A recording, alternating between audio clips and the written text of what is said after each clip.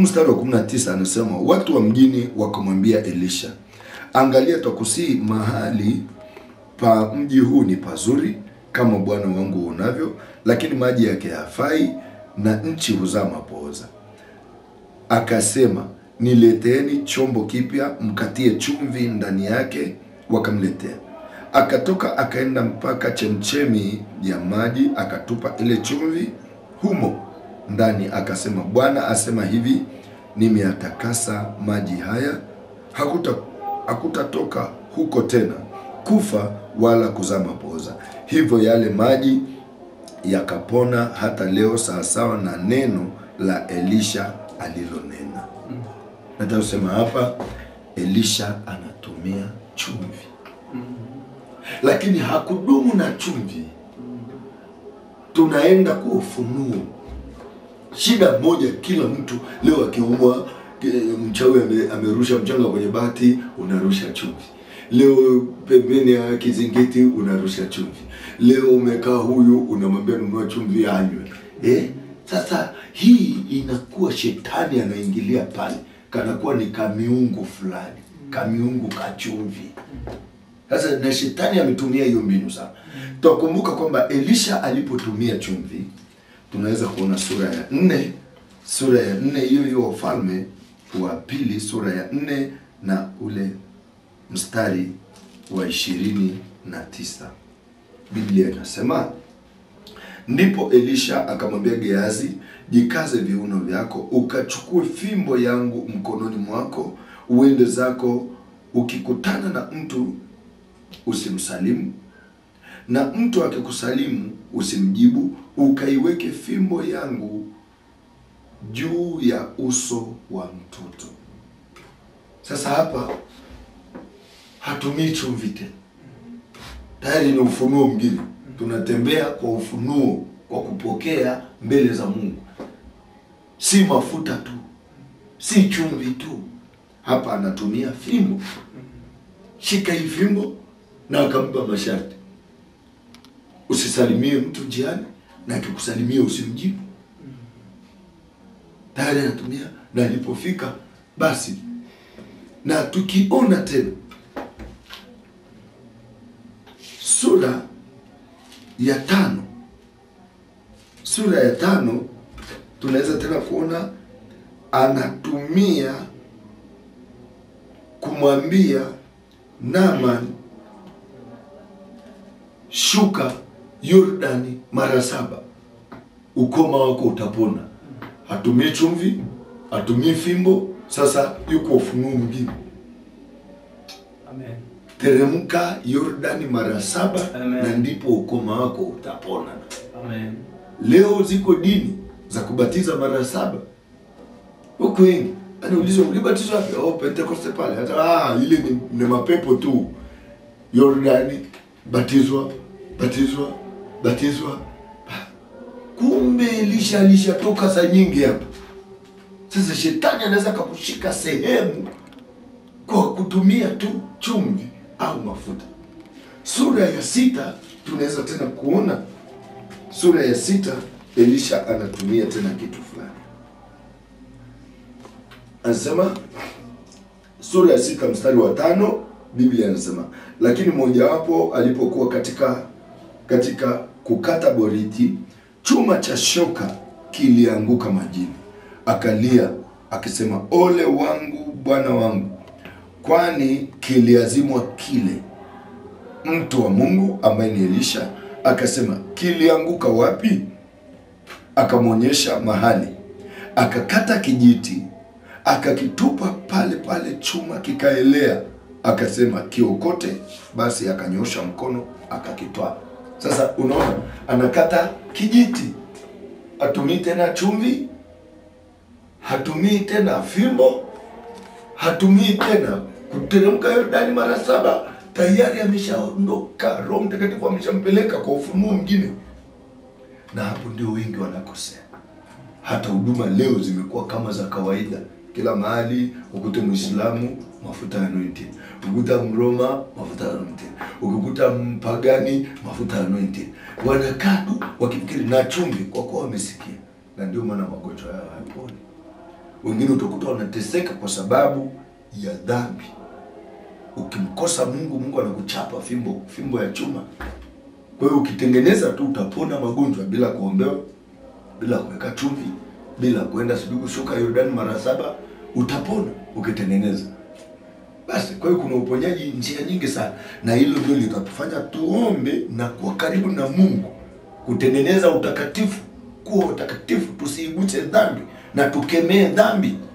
Leo makanisa leo wako kanisani vinguo vifupi, vimini, visuruale, vitovu nje, akipiga pambio na vitovu kinapanda namna hii, na mchungaji tu unasema haleluya, basi kwa kuwa ana pesa. Huu ni ugonjwa mkubwa mno kwenye kanisa, limevamiwa na maagenti wengi pasta. Hilo ndio maana naweza sema hapa. Ndio siri kubwa ya Macha. Sasa hata wakisema kwamba Mungu amemwinua Macha. Mungu hana upendeleo. Kutaka kuinuka ni wewe. Kuna mbio fulani za kukimbia alafu unaruka. Nimeona mchezo, sijui unauhitaji mimi. Unaruka. Unaruka. Kisha kirefu wako tena anapandisha juu tena. Unaanzia tena mbali. Unaruka. Ukifeli wanakuambia umefeli mpaka upite. Unapita, mtu anaruka mpaka anaruka juu kwenye paa kabisa. Anaruka papa ananyambuka. Tena namna hii unaona anaenda anaanguka na ikawa sponge. Kwa hiyo kama unataka wewe mwenyewe kuwa juu, ni wewe zoezi. Kwa hiyo zoezi ni kuomba, na huduma deliverance inahitaji somo sana. Usome Bible kweli. Usome neno la Mungu, likae kwa wingi ndani yako, deliverance. Pili, uwe mtakatifu. 3, uwe muombaji. Lazima uwe muombaji sana, na utakatifu usiweke pembeni. Katika Petro wa kwanza sura ya 1 na mstari wa 14 mpaka 17 anasema mtakuwa watakatifu kama mimi nilivyo mtakatifu. Hiyo ndio siri nyingine kubwa kabisa ya kuweza kufanya hizi deliverance na watu kama hawa. Labda namalizia huu mstari mmoja ya huyu hapa. Huyu naye amekuja hapa ni Jumapili hii iliyoisha. Ilikuwa siku ya Ijumaa, sio Jumapili. Huyu ni kijana naye amekuwa na kifafa, amekaa KSMC, ameenda kila mahali kuanzia mwaka gani. Hii ni ya hii hapa ni ya KSMC. Naona ni KSMC. Unaona Medical Center. Hii unaona ni madawa. Hii ameanza kuanzia 2002 tarehe 31 mwezi wa kwanza 2002. Unaona ni vitu amekuwa anahudhuria KSMC, amehudhuria mahospitali mbalimbali sana. Hii pia ni ya huko. Kimeisha, kimejaa, amepewa kingine. Madawa kama haya anapewa ni kichaa. Leo huyu Innocent yuko hapa, ni mzima, ndio yuko kwenye maombi huko. Ni madawa ambapo ilikuwa natumika, mtoto anakunywa haya kwa siku. Dawa hizo zote wote wazazi wamekaa kwa miaka 10. Lakini leo ni mzima. Kwa hiyo ninasema tu maombi ni upako unayevunja nira ya kila kitu chochote. Jumapili amekuja huyu ibadani. Mtoto ndio aliyokuwa anatoa ushuhuda hapa. Mkanda wa Freemason. Hii chata unaiona? Hii chata ni ya Freemason kabisa. Unaona? Vijana wengi wanashawishika wanavai. Sasa huyu alikuwa anateseka, sasa hivi ni mzima. Umemsikia yule dada yake anaongea hapa. Wako wawili tu katika familia, wengine wote wamekufa. Sasa huyu ameenda, ameshawishika, amechukua huu mkanda. Imeandikwa ABCD. Hebu una inasemaje hapa juu? Kweli imeandikwa ABCD EFGHI OPQ na maandishi mengine yamejificha kidogo, lakini ni alfabeti zote ziko hapo. Sasa hii unaona hii chata ya huyu alivyo. Huyu amekuwa na mapepo, lakini nilipokuwa nahubiri ibada niliona huyu akaanguka, nikamshika, analetwa pale, nikasema kuna mkanda anao kiunoni atolewe. Ametolewa, yule kijana ni mzima mpaka sasa. Ni mzima. Kwa hiyo lazima pia tuwe na macho ya rohoni. Kuna gari inatembea bila taa hata siku moja. Lazima tuwe na macho ya rohoni, tuwaone. Macho yetu ya makali kanisani kabisa. Na hivi vitu vyote vitasababishwa na utakatifu na maombi. Na maombi. Kwa hiyo kuomba kuna ulazima kabisa. Utatua mchungaji uko mjini, umefunga tai yako, unasugua kiatu rangi, unangojea muda wa ibada saa 10 ndio uende. Ukae kanisa linafungwa mpaka siku ya ibada Jumatano na Ijumaa limefungwa, ni mpaka tena Jumapili. Kanisa halifungwi, halipaswi lifungwe. Hakuna kituo cha polisi kinafungwa, hakuna hospitali inafungwa hata siku moja. Lazima kuwe na watu wa mchana na usiku. Katika Nehemia sura 4 mstari wa 9 anasema kwamba bali si tulimuomba dua Bwana Mungu wetu, tena tukaeka walinzi mchana na usiku ili kuwapinga. Lazima tuwe na maombi ya namna hiyo. Lakini vitu kama hivi unakuta watumishi wanalala, wanaambia washirika waende wakafunge. Labda pengine askofu, ningeuliza swali langu la mwisho. Ili mama aweze kuendelea na ushuhuda. Mimi nilipofika hapa nimeshangaa jambo moja. Nimekuta watu wamejipanga foleni wakitafuta huduma ya kumuona Askofu Macha pamoja na watumishi wengine mbalimbali walioko mahali hapa. Na ukija hapa wakati wote pamejaa. Hakuna saa ambayo watu wanapungua, ni kama hospitali ambayo imezidiwa sana. Labda pengine utuambie kwamba unajitangazaga wapi, kwenye redio fulani au kwenye televisheni, ili watumishi wa Mungu nao waweze kufuata hizo nyayo zako. Kwa kweli hapo pastor ninarudia, Yesu hakuwa na television hata siku moja. Hamna television wala radio ilikuwa hamna. Kuna maombi, anatoka asubuhi anahubiri, jioni mlimani Getsemane anatengeneza nguvu, asubuhi na mapema anashuka anaomba. Biblia inasema asubuhi na mapema alfajiri akaamka akaomba, katika Luka sura ya 1:35. Nguvu yake alikuwa anatengeneza peke yake, sio hakuna cha upako kupewa. Upako upewi hata siku moja, upako unautengeneza wewe. Kwa hiyo ninajua kwamba natamani niwe na maelfu ya watu. Kwa hiyo lazima niombe, niwe na shauku. Pili, lazima uipende huduma. Ipende huduma, mpende Mungu. Mpende Mungu, ipende huduma. Wahurumie watu wanateseka, basi na wewe utafanya hii kazi na Mungu atakutumia tu. Na lingine ni kwamba mahali kama sisi tunasema kwamba nimeona wengi wanakazana sana kutangaza kwenye TV.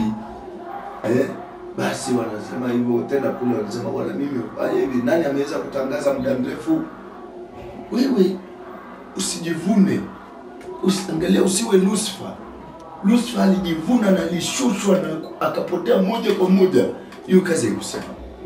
Ukumbuke Mungu akikuinua ni yeye. Na kanisa leo watumishi wengi wanakuwa na viburi. Kiburi, pesa inateremsha hivyo, wanajikuta wanaingia kwenye uzinzi, kujiona wao ni bora kuliko wengine. Kumbe Mungu amekuita, aliwapa wengine karama za miujiza, wengine aina za lugha, wengine wainjilisti, wengine walimu, kwa kusudi ya kukamilisha kanisa. Usijione ni kwa ajili yako sasa wewe ndio umependelewa, lakini hapana, Mungu amekuita hivyo na manufaa yake yeye. Hao watu ni wake, wala usijivune. Kuna mtu hata mmoja na analifanya hivyo kwa kusudi lake. Kwa hiyo hili nimeliona pia sana, tumepoteza unyenyekevu, tumepandisha viburi, tumeona ni sisi pasipokuwa ni Mungu. Na lingine kwamba kwa nini watu wanakuja kutafuta sana Bishop Macha? Kwamba nimeachia mlango, unakuta askofu unalindwa Unalindwa nini? Wewe ni jambazi, wewe ni mwizi, unalindwa nini? Una mabodyguard mpaka mtu akitaka kuja kwako, mpaka unaenda kufuata hivi. Una nini? Tuambie sisi kwanza. Hicho kitu ni makosa. Tambua kwamba wewe ni baba na hawa ni watoto wako. La kwanza ni watoto wako. Pili, tambua huwezi pewa sumu. Tukiwa na nguvu za Mungu tunalindwa. Katika Petro wa kwanza sura ya kwanza na mstari wa 5, Biblia inasema nanyi mnalindwa na nguvu za Mungu. Tunalindwa na nguvu za Mungu. Hatulindwi na bodyguard yoyote. Eti magari huku na huku unalindwa, cheni sijui nini. Sisi hatuna hicho. Hauwezi kabisa. Ndio maana Marko 16:16 anasema hata wakinywa kitu cha kufisha akitawazuru. Akitawazuru kabisa. Tena tutashika nyoka. Tunashika mauchawi yao. Au hatuwezi, tunapasua vibuyu vyao kweli. Hatuwezi. Na ukijaribu mimi kusema kuzimu ibadilike, inabadilika. Tunageuza vichwa chini, miguu juu wote, na tunapiga kwa kila pigo tunalotaka. Ndivyo Mungu alivyolifanya. Anasema tunaipiga nchi kwa kila pigo tunalotaka katika Ufunuo 11 ule mstari wa 6. Tuna amri juu ya maji na kuipiga nchi kwa kila pigo tunalotaka. Kwa hiyo mimi siwezi kuogopa chochote. Na lingine pastor, ni swali zuri sana uliuliza kwamba mbona watu wanatafuta na kutoa kufuli. Ni makosa sana kuombea mtu tu madhabahuni. Watu wako tu wamekusanyika, kila mtu anyoshe mkono wake tuombe kwa pamoja. Huwezi kuponya mtu.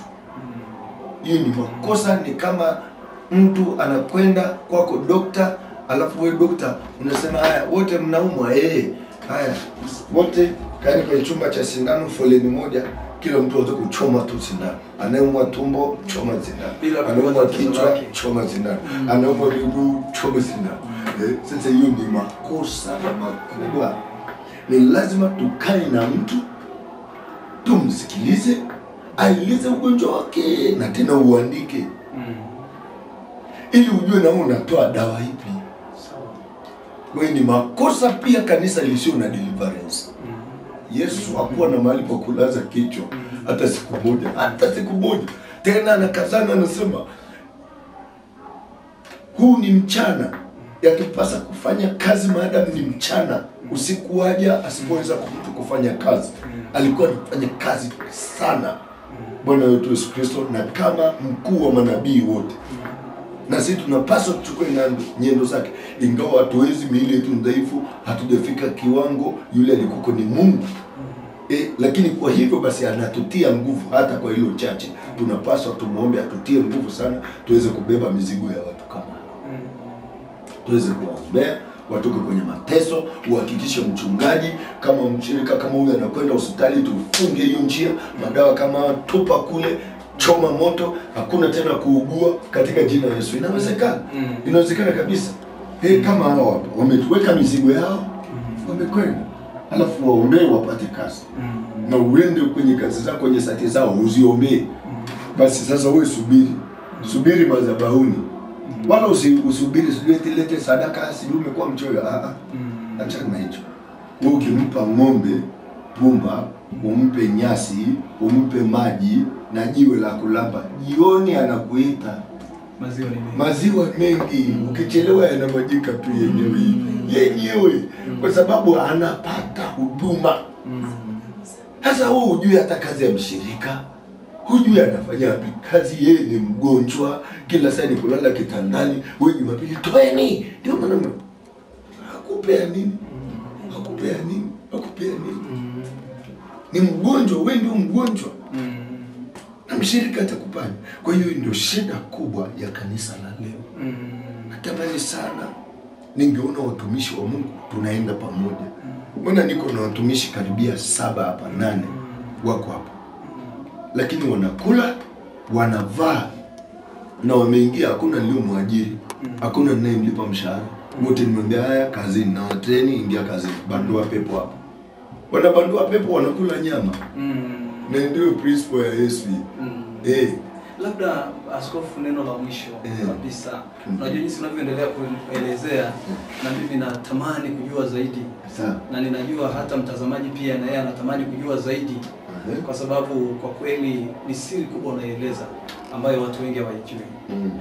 Pengine labda ujumbe wako wa mwisho niseme kwa wale watu ambao wamekuwa wakiishi kwa madawa, wanasumbuliwa na ndoto mbaya usiku, wanataabika, lakini hawako katika mkoa wa Arusha, wako mbali na mkoa wa Arusha, na pengine wakapata neema ya kuangalia video hii, pengine labda ungeweza kuwapa ujumbe gani? Na wengine pia hawajui kabisa kwamba wanateseka na nini, wamekuwa kwenda hospitalini mfululizo, wanapewa madawa, wanaishi katika hali ya madawa, na mpaka sasa hana ufumbuzi juu ya tatizo lake. Pengine ungesaidia askofu. Asante. Kwa kweli hapa nimewahi kuwa nimeombea wagonjwa wanayetoka mbali Bukoba, na mama mmoja aliwahi kuja hapa kichaa kabisa, akiingizwa bafuni, anaoga, akitoka amevaa nguo ya ndani kichwani, huko yuko wazi. Heyo anakimbilia, anafungwa kanga. Sasa mtu nimeomba, lakini Mungu nionyeshe huyu mtu. Nikaambia shida haiko kwa huyu mama, kwa bibi yake Bukoba kuna kibanda wametengeneza, ndio mitambiko na uchawi, na yeye alitakiwa risishwe hataki, ndio maana amekuwa. Na alikoko ni secretary wa mkoa kule, lakini amekuwa hovyo. Nimetoka hapa, nilituma watumishi wangu mpaka Bukoba, na wakaenda wakakichoma kibanda moto kile, na kukichoma moto hapa amefunguka bila hata maombi kwa sekunde moja. Kwa hiyo pia sisi tunaomba sana bila kujua chanzo cha tatizo. Hilo ni makosa makubwa sana. Tusipojua chanzo cha tatizo, sala yetu wewe omba sana. Ndio kama Yona anajificha kwenye merikebu, watu wanaomba, wanahoza, wanashika shehena, wanatupa. Hizi ni shehena, pesa zote hizi ni shehena. Wanaenda kwenye hospitali tu, wanateseka, hawajui chanzo. Kumbe kitu ni kidogo.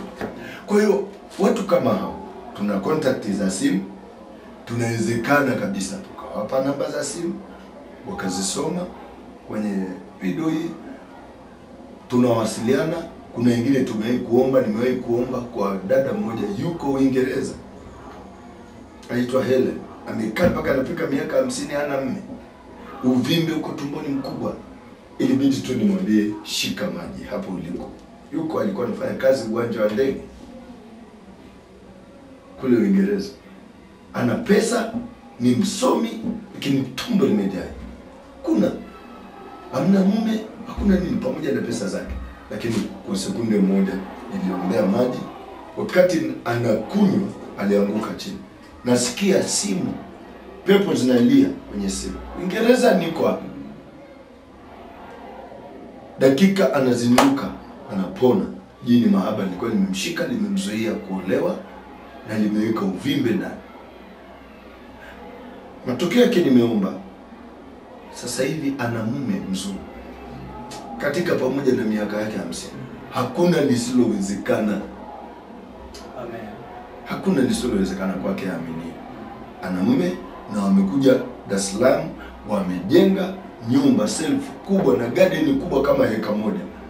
Ekweka, na nilienda tena kuomba kwenye nyumba yao. Kwa hiyo kwa hiyo namwamini Mungu, hata walio mbali kokote wasiteseke, hata kama ni madawa, naishi kwa madawa, hata kama ukikwambia kuna pressure, sijui sukari, sijui ugonjwa wa moyo, sijui figo, sijui bandama, sijui miguu, sijui rheumatoid, achana na hivyo vitu.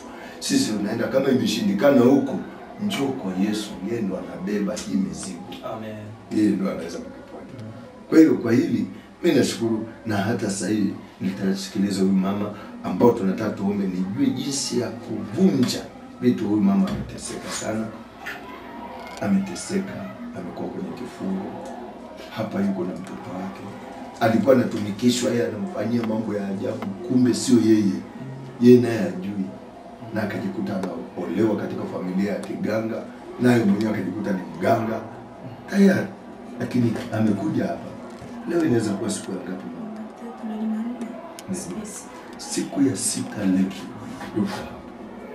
Basi kwa hili tunaweza tukamkaribisha mama tu akasalimia tu kwanza. Hebu sema tu mama, ilikuwaje mpaka ukafika hapa? Mimi historia yangu ni 2002. Ilikuwa ni 2002. Nilikuwa ni mjamzito, lakini ule ujauzito ulikuwa kwenye mazingira ya kutatanisha, yani sikuelewa ni kitu gani kilikuwa tumboni kwangu. Mimba zote nilizobeba zinakwaza, lakini ile ilikuwa chini kabisa. Ni umu atuni kwenda hospitali, ni pressure zinakwaza kwa juu. Hiyo pressure sielewi nilipata wapi, na tangu mtoto wangu na tangu nimekuwa mtu mzima sikuwa na pressure. Lakini niliambiwa na pressure. Daktari alinipima kliniki akaniambia, mbona pressure yako iko juu? Kaniambia chukua hiki kikopo na sauti juu kidogo. Nenda kule chooni uchukue mkojo ulete tupime nini? Tupime mkojo ili tuweze kukusaidia zaidi.